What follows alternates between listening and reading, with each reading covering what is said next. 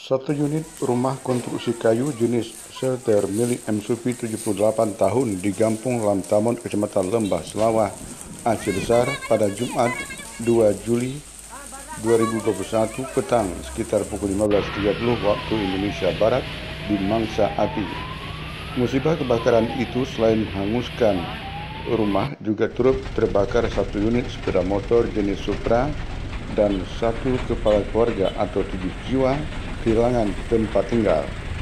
Operator Pusdal OPB BPBD Aceh Besar Mas Wani yang dihubungi media ini mengatakan petugas damkar BPBD Aceh Besar Pos WMK 08 Sareh menerima informasi tentang adanya kejadian kebakaran rumah warga yang disampaikan oleh anggota Babinsa Koramil Lembah Selawah.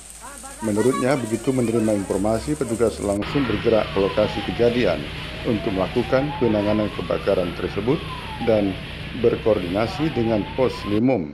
Mas Wani mengatakan setiba di lokasi kejadian, petugas melihat api sudah membesar dan sudah menghabiskan seluruh bangunan rumah rekonstruksi kayu itu, serta ikut terbakar satu unit sepeda motor dan uang tunai 10 juta rupiah.